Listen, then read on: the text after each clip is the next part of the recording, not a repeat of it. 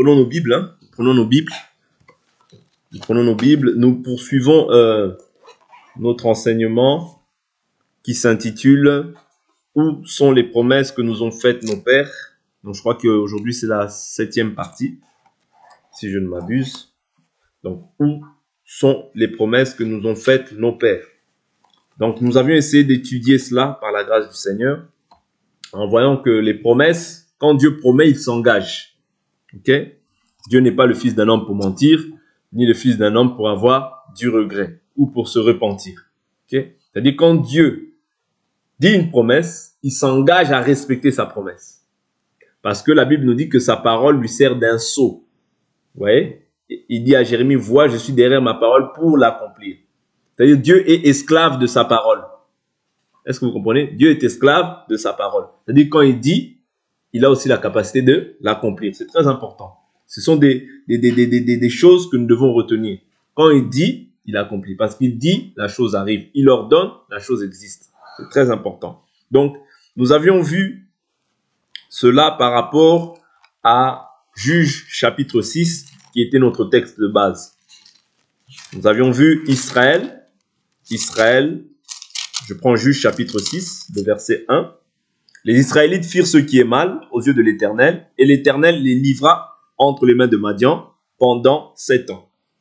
La main de Madian fut puissante contre Israël. C'est à cause de Madian que les Israélites se firent des tranchées dans les montagnes, des cavernes et des fortifications. Quand Israël avait semé, Madian montait avec Amalek et les Bédouins de l'Orient, et il montait contre lui. Il campait en face de lui, détruisait les productions du pays jusque vers Gaza, et ne laissait en Israël ni vivre, ni brebis, ni bœufs, ni l'âne. Nous avions vu, en fait, les bénédictions et les malédictions. On ne va pas revenir sur tout cela, mais je peux donner toujours les écrits, je veux pas lire, mais je vais donner simplement les passages. Il y a Lévitique qui parle de ça, Lévitique chapitre, parce que vous pouvez toujours le lire dans son entièreté, ça peut toujours aider. Ok, Lévitique, il y a Lévitique chapitre 26, et il y a Deutéronome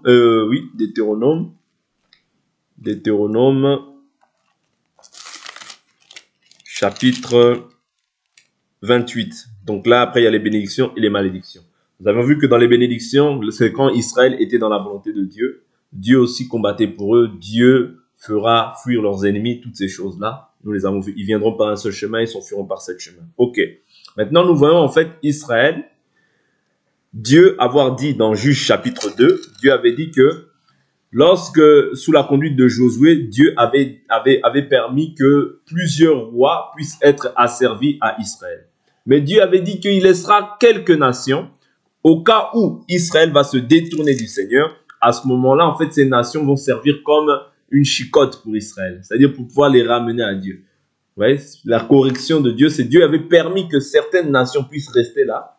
Comme ça, dès lors où Israël va se détourner du Seigneur, Dieu va fortifier ces nations et ils vont maintenir Israël en esclavagisme. C'est le moyen par lequel Israël viendra vers Dieu pour crier à Dieu. Une fois qu'Israël criera à Dieu, Dieu interviendra. Ok? Donc, dans ce cas-là, nous avons vu Dieu a envoyé un prophète. Le prophète a reproché, mais Dieu a des projets.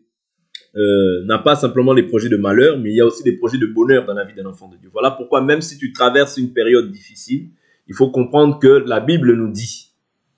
Parce que la volonté de Dieu, c'est que ce n'est pas qu'une seule personne périsse. Non. La Bible nous dit, je ne désire pas la mort du méchant.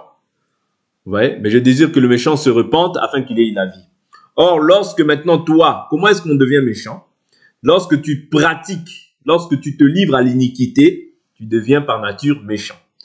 Se livrer à l'iniquité, c'est quoi? Ce n'est pas le péché.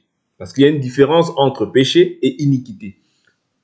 L'iniquité, c'est délibérément se livrer au péché. Voilà pourquoi Jésus, dans Matthieu chapitre 7, il dit « Arrière de moi, vous qui commettez l'iniquité ». Ouais, il ne dit pas péché, il dit iniquité. Pourquoi? Iniquité, c'est toi-même, tu te livres délibérément maintenant au péché. Mais le péché, dans ta pensée, dans des actes, par moment, tu peux être amené à manifester des œuvres mortes, bien des œuvres charnelles. Ouais, ce n'est pas cela dont je parle, mais c'est vraiment l'iniquité. Ouais, délibérément, tu t'abandonnes ou tu t'adonnes à des pratiques qui ne sont pas à la gloire du Seigneur. C'est-à-dire tu fais le mal. C'est-à-dire en agissant ainsi, tu deviens méchant. Si tu perdures dans cette voie-là, tu deviens un méchant. Est-ce que vous comprenez? Parce que être méchant, c'est tout un processus. Quand tu es justifié, vous voyez, ce n'est pas parce que tu as mal pensé, directement tu crois que, non, Dieu va me tuer parce que j'ai mal pensé. J'ai dépassé, c'est 70. J'ai roulé à 72. Dieu va me tuer. Non, là, tu ne comprends pas, en fait.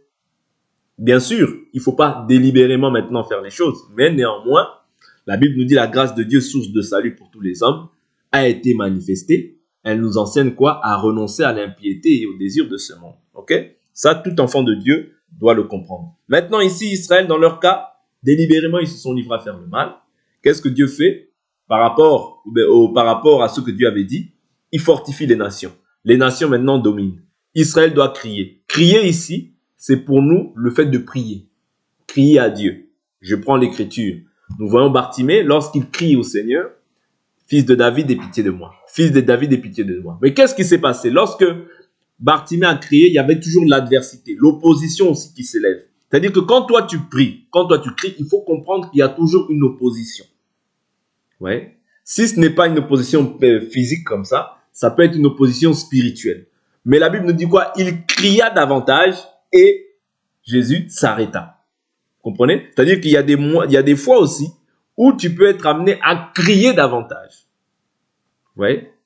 C'est-à-dire crier davantage afin que Dieu s'arrête sur ton cas. Parce que l'Éternel nous dit, comme j'ai dit, il y a des projets de malheur, mais il y a aussi des projets de bonheur. C'est-à-dire l'Éternel nous dit dans le livre d'Apocalypse, j'ai réservé une porte que nul ne peut fermer ni ouvrir. Ça veut dire qu'il y aura toujours une porte de sortie pour le juste. Même si les gens peuvent l'accabler, même si les gens peuvent l'accuser, mais pour le juste, Dieu prévoit toujours une porte de sortie. Est-ce que vous comprenez? Ça, c'est dans la diversité, dans la manière dont Dieu opère. Pour le juste, Dieu prévoit toujours une porte de sortie. C'est pour ça qu'il est très important que quand nous entendions ces choses-là, que nous ne puissions pas culpabiliser, mais que cela ne crée pas aussi en nous le désir de pouvoir nous livrer, c'est-à-dire tenter Dieu et nous livrer en fait au mal. Non, ce n'est pas ce que je suis en train de dire. Mais je suis simplement en train de nous faire comprendre que Dieu ne désire pas la mort du péché. Ouais. Ça, il faut le retenir, parce que Dieu ne désire pas la mort du péché. Okay? C'est très important. Donc, il crie. Qu'est-ce qui se passe? Dieu les délivre. Mais nous avons vu que dans cette même délivrance-là, qu'est-ce qui s'est passé par la suite? Il y avait un autel. L'autel qui était érigé, cet autel-là, quand on élève un autel, il y a des paroles, parce que derrière un autel, il y a un enseignement. Derrière tout autel, il y a un enseignement. Aujourd'hui, quand on parle des autels, on peut parler de toutes c'est-à-dire des églises, des mosquées, toutes ces choses-là. L'église catholique, ce sont des autels. Est-ce que vous comprenez? Derrière l'autel du catholicisme, par exemple, il y a un enseignement. Derrière l'autel islamique, il y a un enseignement, c'est l'enseignement de l'islam. Tu vas te prosterner de telle manière. Tu vas te prosterner de telle manière. Mais en réalité, quand tu te prosternes là, tu rentres maintenant en communion avec l'esprit qui a été, avec l'esprit qui a été invoqué lorsqu'il y a eu la construction en fait de cet autel. Est-ce que vous comprenez? Parce que lorsque nous voyons Balaam nous explique ces choses-là. Ouais. Balak vient et dit, je sais que celui que tu maudis est maudit, que celui que tu bénis est béni. Ça c'est Nombre chapitre 22, Nombre chapitre 23. Ouais. Nombre chapitre 22, Nombre chapitre 23. Balak quand il vient il dit, je sais que celui que tu bénis est béni, que celui que tu maudis est maudit.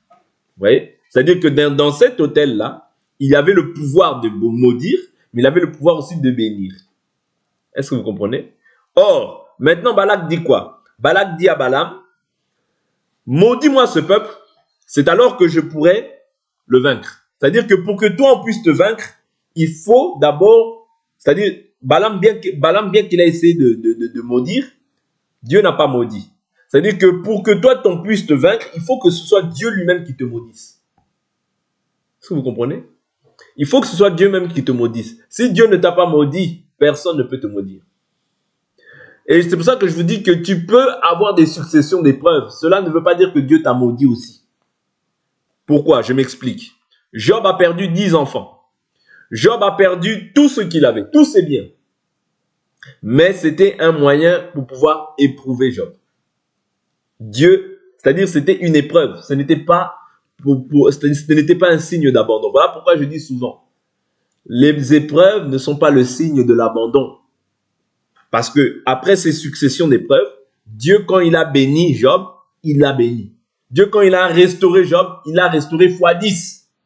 Est-ce que vous comprenez? C'est simplement pour nous faire comprendre que il y a des choses qui peuvent être... C'est pour ça que je dis toujours que si tu t'examines, tu rentres en toi-même. Dans ta conscience, même s'il y a des épreuves et tu sais que tu n'as pas péché, avance, c'est une épreuve par laquelle Dieu te fait passer. Et comme il te fait passer par une épreuve, sois persévérant. Fixe tes regards vers lui, Dieu relèvera ta tête. Est-ce que vous comprenez? Il y a deux choses. Soit tu as péché,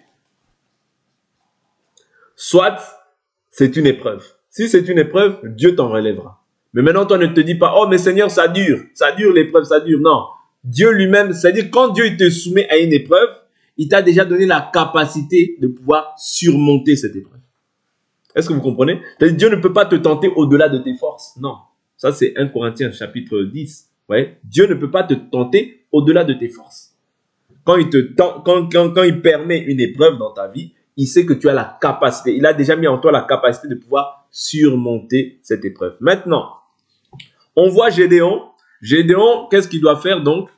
Vu qu'il y a maintenant cet autel, et comme je dis, dans un autel, c'est-à-dire par un autel, on est lié à un esprit. Or, cet esprit-là assujettissait Israël, c'est-à-dire il asservissait Israël, il rendait Israël esclave. Vous voyez? C'est-à-dire, tant qu'il y avait cet autel-là, Dieu ne pouvait pas aussi agir pleinement. Pourquoi? L'Écriture nous dit dans Ésaïe 42, verset 8, « Je ne donnerai pas ma gloire aux hommes, ni mon honneur aux statues. » Voilà pourquoi la Bible nous dit, même l'Ancienne Alliance nous fait voir ces choses-là. Lorsque Élie vient, Élie, il laisse premièrement les prophètes de Baal faire leur invocation. Ils invoquent Baal, Baal répond-nous, Baal, Baal répond-nous. Baal ne répond pas, il n'y a aucun signe. Élie, qu'est-ce qu'il fait? Il ne peut pas rebâtir sur le même autel. Pourquoi? Parce que cet autel-là, qu'est-ce qu'il faisait? Il se faisait des flétrissures. Ouais, le sang coulait. C'était leur manière à eux de rendre un culte à leur Dieu. Vous comprenez? Voilà pourquoi je dis qu'il est très dangereux dans cette dispensation-là de mettre foi à tout esprit. Parce que quand on parle d'un autel, on parle d'un enseignement. Voilà pourquoi un enfant de Dieu ne peut pas mettre foi à tout esprit. Non. Ouais. Il ne peut pas mettre foi à tout esprit. Parce qu'un autel, c'est un enseignement. Aujourd'hui, même des choses qu'on appelle églises, mais en réalité, ce sont des autels de démons. Pourquoi des autels de démons? Dès lors où on ajoute quelque chose à cette parole, c'est plus Dieu. Dès lors où on retranche quelque chose à cette parole, ce n'est plus Dieu. Vous comprenez? Parce que Dieu, c'est la conformité à la parole. On ne peut pas ajouter, on ne peut pas retrancher. On doit rester tel que l'évangile nous a été annoncé. On doit garder l'évangile dans la pureté. Quand les gens s'adonnent à ajouter, en fait, ils rentrent comment dire, quand les gens s'adonnent, je prends un exemple. Les gens, par exemple, commencent à célébrer le jour de l'an. Commencent à célébrer, ça c'est des exemples. Ils commencent à célébrer le jour de l'an. C'est-à-dire, ce n'est pas notre doctrine. Pourquoi? Parce que nous, dans notre doctrine, on ne peut pas célébrer un jour. Paul dit, vous observez les mois, les temps, les jours, les années. Je crains de n'avoir pris de la peine inutilement pour vous. Vous voyez? C'est-à-dire qu'un enfant de Dieu ne peut pas observer les jours, les mois, les temps, les années. Non. Parce que toi, quand tu rentres en Christ, tu rentres dans ce qu'on appelle l'année de grâce. C'est-à-dire que moi, l'année 2026, j'en ai que faire. Ça m'est égal.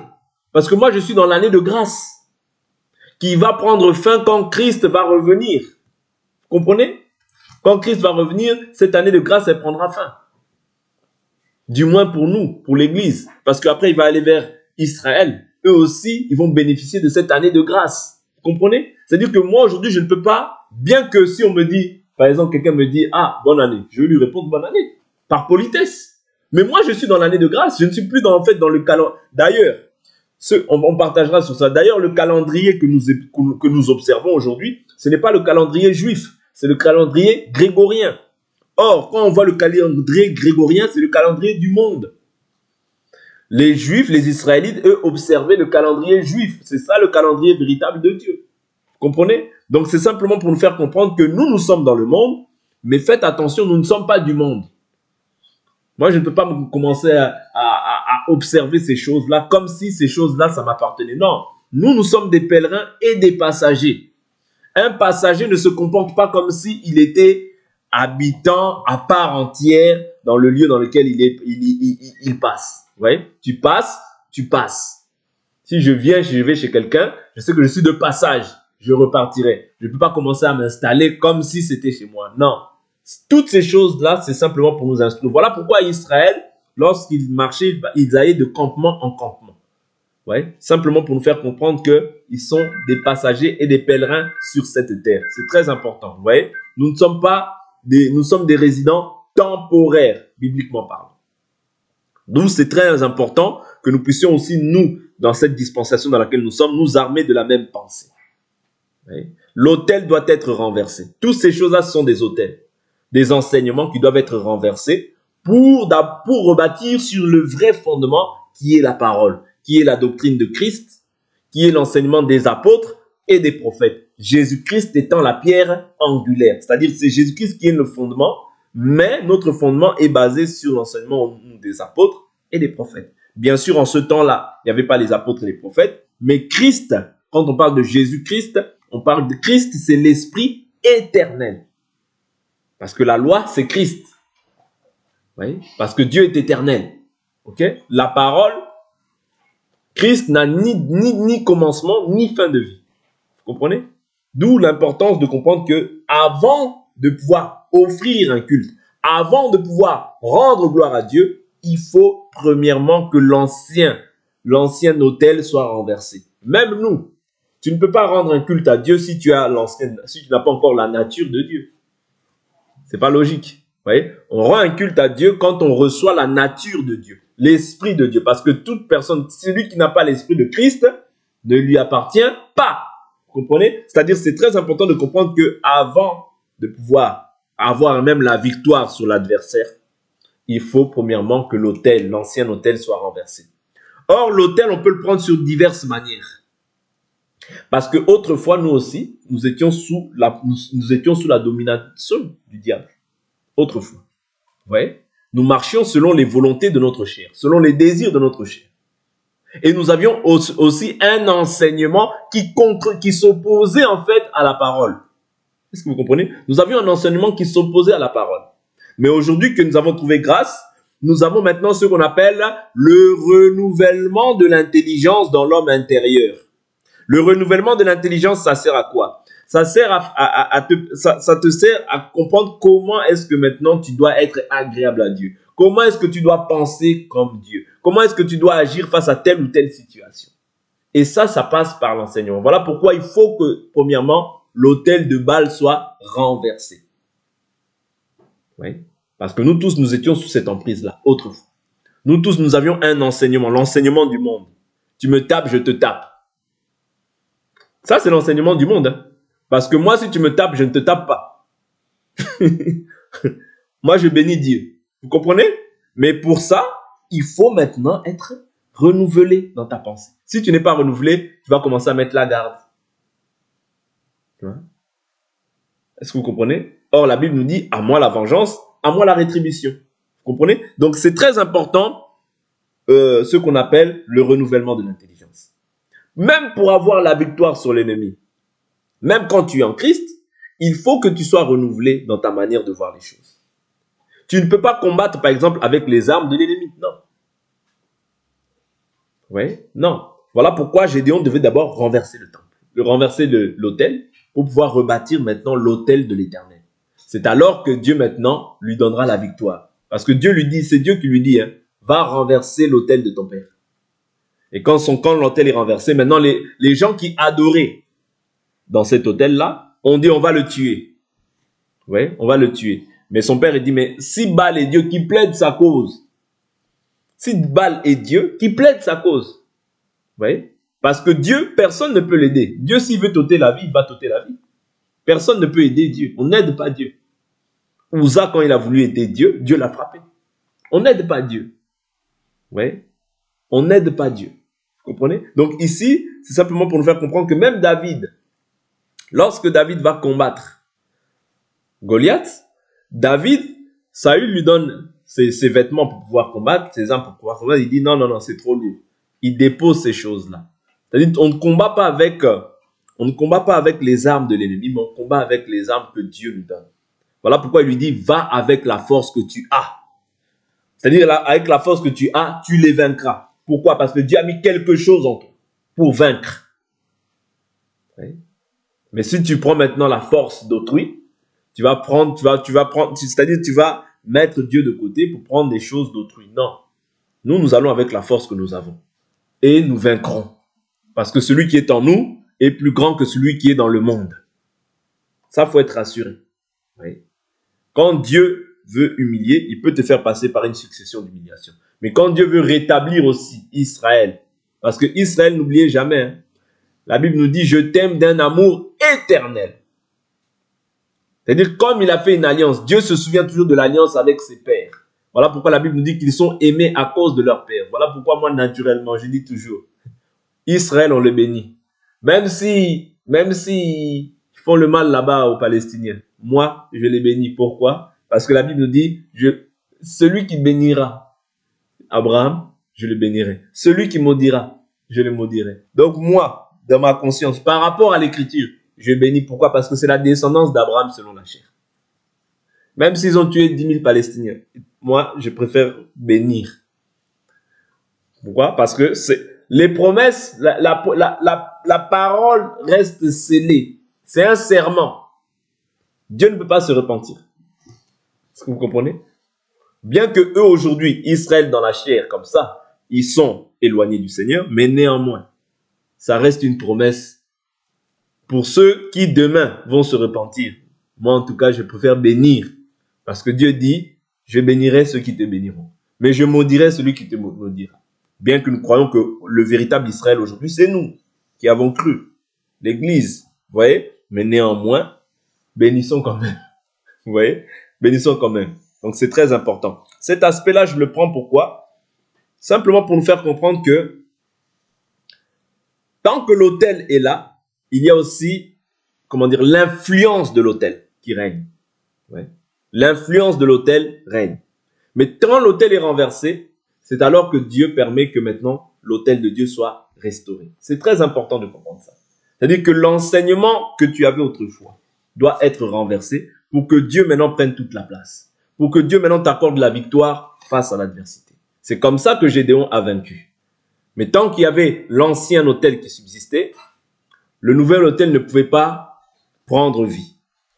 Parce que l'ancien autel, c'est comme si c'était un mari. Pourquoi je dis c'est un mari? Parce que Dieu étant l'époux d'Israël, lorsqu'il voit Israël se livrer à d'autres dieux, il dit que vous vous êtes prostitués. Or, la prostitution ici, c'est quoi? C'est le fait d'aller vers d'autres dieux.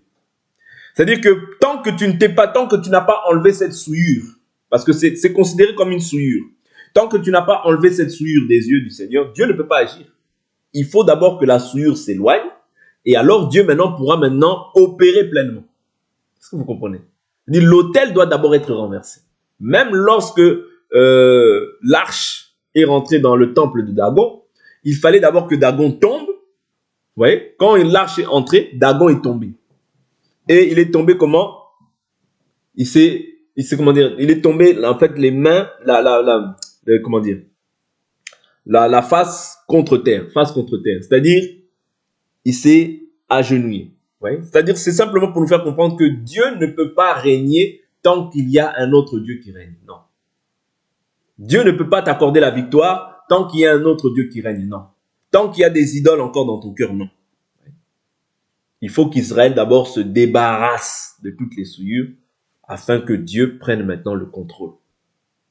Et que Dieu t'accorde maintenant la victoire. De notre temps, c'est la même chose. Voilà pourquoi de notre temps, Pierre vient répéter la même chose en disant quoi? Repentez-vous et que chacun de vous soit baptisé au nom de Jésus-Christ pour le pardon de vos péchés et vous recevrez le don du Saint-Esprit. Quand tu fais cette chose-là, c'est la même chose. C'est-à-dire que tu passes maintenant d'un état ténébreux à un état de lumière. Un état d'infidélité à un état de fidélité. Un état d'injustice à l'état de justice. Ou à l'état de justifié. Vous voyez, parce que nous, aujourd'hui, nous sommes justifiés. Nous sommes justifiés. La Bible nous dit, ceux qu'il a connus d'avance, il les a prédestinés. Ceux qu'il a prédestinés, il les a appelés. Ceux qu'il a appelés, il les a justifiés. Et ceux qu'il a justifiés, il les a quoi? Sanctifiés. Or, sanctifié, c'est-à-dire quoi? Mis à part pour son Dieu. Saint pour son Dieu. Pur pour son Dieu. Pas par tes propres efforts. Pourquoi? La Bible nous dit la justice de l'homme est un habit souillé. C'est-à-dire que quand toi tu ramènes ta propre justice, c'est une souillure devant Dieu. Mais tu dois reconnaître, même si tu fais des actes de justice, qui est bien, mais tu dois toujours reconnaître que ce n'est pas à cause de mes œuvres, mais c'est à cause de Christ. Ouais. C'est à cause de Christ. Parce que c'est lui qui a été trouvé juste devant Dieu. Ouais. Personne ne peut être justifié par ses propres efforts. Si tu es justifié, la Bible dit, il n'y a pas de juste, pas même un seul. Ouais. Nul ne fait le bien. Donc si aujourd'hui nous sommes déclarés justes, c'est à cause de Jésus qui a porté nos péchés sur son corps. C'est à cause de lui qu'aujourd'hui tu peux avoir la supériorité sur le pouvoir des ténèbres. Voilà pourquoi il te donne le pouvoir de marcher sur les serpents, sur les scorpions, sur toute la puissance de l'ennemi. Rien ne pourra te nuire. Pourquoi rien ne peut te nuire? Parce que toi tu es fort? Rien, loin de là. La Bible nous dit que les anges sont supérieurs en force. C'est-à-dire que si Dieu retire sa main de ta vie, une seconde c'est trop, tout ton foyer sera détruit. Regardez Job. Dieu a permis, il a dit touche à tout ce qui lui appartient, mais ne touche pas à son âme. Ok, le diable comme un bon serviteur, il a exécuté, il a tué tous les enfants. Il a tué tout ce qui appartenait à Job. Vous comprenez? C'est simplement pour nous dire que tout ce que nous avons, même nos biens, c'est parce que c'est Dieu qui les sécurise. Si Dieu ôte sa protection, sa main, vous allez voir ce que le diable va faire. En même 10 minutes, tu vas dire, mais qu'est-ce que j'ai fait, Seigneur? Tu vas pleurer. Tu vas pleurer. Pourquoi? Parce que c'est Dieu qui met sa main sur nous. Tout ce que nous pouvons avoir, nos biens, la santé, tout ça, les travails, tout ce que nous pouvons avoir, c'est parce que c'est Dieu qui met sa main.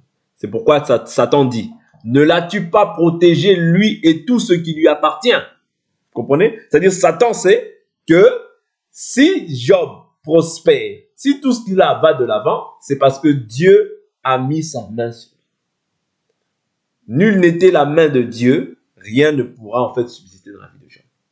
Voilà pourquoi nul n'est question pour nous de nous glorifier. Tout ce que tu as, reconnais Dieu dans toutes tes voies. Ouais. Il faut reconnaître Dieu dans toutes tes voies. Même dans les plus petites choses que tu peux avoir. Reconnais Dieu. Ouais. Ne t'élève pas. Ne crois pas que c'est moi. Parce que quand tu commences à ne pas reconnaître Dieu, ça va être le moi. Le moi, le moi. Et le moi crée toujours l'orgueil. Ouais. C'est ça qu'a été Satan. C'est-à-dire que il a voulu aussi que le moi, je serai semblable au Très-Haut, je serai comme. Non. Devant Dieu, nous nous humilions toujours. Ok? C'est très important. C'est des petits points que nous devons garder pour notre marche en Christ Jésus. Parce qu'en gardant ces choses-là, c'est ça qui va développer toujours dans ta vie des actions de grâce vis-à-vis du Seigneur. Et plus tu développes des actions de grâce, c'est une forme d'exercice aussi à la piété que tu es en train de faire. Ok? C'est très important. Vous voyez? C'est ça qui te permet de te garder aussi. De te garder face à toutes les situations qui peuvent arriver. Plus tu rends grâce, plus tu vas, la Bible dit, abonder en action de grâce. C'est-à-dire que nous devons abonder en action de grâce envers l'Éternel. Les actions de grâce, c'est simplement les remerciements envers Dieu. Être reconnaissant de tous les bienfaits, que ce soit la santé, que ce soit la nourriture, que ce soit le vêtement, que ce soit ton travail, que ce soit une femme, que ce soit tes enfants. Parce qu'il y en a, pour avoir des enfants, ils doivent parcourir des pays et des pays pour pouvoir qu'on puisse leur inséminer toutes sortes de choses. Mais toi, Dieu, sans faire beaucoup d'efforts, Dieu te donne des enfants. Vous comprenez? Donc, toutes ces choses-là, c'est une grâce que nous avons, que nous recevons auprès du Seigneur. Mais ceux-là, les gens de ce monde, ils se disent, ah, mais c'est quoi d'avoir des enfants? C'est rien. Mais nous savons que même avoir un enfant, c'est une grâce du Seigneur. Souvenez-vous, et je vais m'arrêter là, Jacob, Jacob, Rachel, lorsqu'elle n'enfantait pas, elle dit, donne-moi un enfant ou je meurs. Mais Jacob, qu'est-ce qu'il lui dit? Suis-je Dieu qui t'empêche de pouvoir enfanter? Donc, si tu peux enfanter, même avoir un enfant, c'est la grâce de Dieu. Si tu peux manifester aussi le Fils, parce que celui qui a le Fils a la vie. Si tu peux manifester aussi des bonnes œuvres, c'est la grâce de Dieu. Ne te glorifie jamais aux dépens de la grâce de Dieu. Si tu peux manifester des œuvres de justice, c'est la grâce de Dieu. Glorifie Dieu pour tout ce que tu fais dans ta vie. Parce que plus tu glorifies Dieu, en fait, plus toi tu t'effaces. Et plus tu t'effaces, plus tu apprends plus tu abondes en action de grâce. Mais plus toi tu veux c'est-à-dire te mettre de l'avant, plus tu vas, en fait, éloigner Dieu. Est-ce que vous comprenez? Tu auras, en fait, dans ta bouche, de tes lèvres, tu rendras, en fait, des actions de grâce par tes lèvres, mais ton cœur sera éloigné du Seigneur. Voilà pourquoi il faut reconnaître Dieu dans tout ce qu'il fait. C'est ça qui t'empêche d'être partagé, de croire que c'est toi, de croire que c'est moi. Non, ce n'est pas moi. Je ne suis rien si ce n'est la grâce de Dieu. Tout est grâce. La Bible nous dit, qu'as-tu que tu n'aies reçu? Et si tu l'as reçu, pourquoi te glorifies-tu? Tu ne peux jamais te glorifier aux dépens de ce que Dieu t'accorde. Mais rends-lui grâce de ce qui t'a fait ça.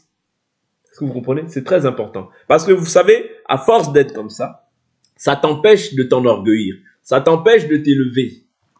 Parce que quand tu t'élèves, Dieu s'organise toujours pour t'abaisser. Et quand tu t'élèves, tu penses à croire que c'est toi. C'est comme ça qu'a été le roi Nebuchadnezzar. Vous voyez, le roi Nebuchadnezzar, il s'est élevé. Babylone la grande, c'est moi qui ai construit. Dieu l'a châtié directement. Pourquoi? Parce que celui qui veut s'élever, Dieu l'abaisse. Et celui qui s'abaisse, Dieu l'élève. Voilà pourquoi il faut toujours avoir des sentiments. Parce que ce qui sort de la bouche, c'est simplement l'expression du cœur. Même quand Israël font le mal, en réalité, c'est d'abord dans leur cœur. Dans leur cœur, ils prennent l'initiative de faire le mal. Parce que toutes les décisions, Dieu pèse les cœurs. Toutes les décisions viennent du cœur. Dieu pèse les cœurs. Maintenant, dès lors où toi, maintenant, tu te livres au mal, c'est-à-dire que dans ton cœur, déjà, tu as résolu de faire le mal. Et ce qui va exprimer ta bouche, c'est simplement l'expression de ton cœur. Oh, on va voir un Dieu étranger. On va voir tel Dieu. Je vais faire telle impudicité. Je vais faire telle chose. C'est d'abord dans ton cœur. Ouais. Voilà pourquoi il est très important. La Bible nous dit, garde ton cœur plus que toute autre chose, car c'est du cœur que proviennent les sources de la vie. Amen. Donc on va s'arrêter là pour aujourd'hui. On continuera par la grâce de Dieu demain, mais demain on va beaucoup plus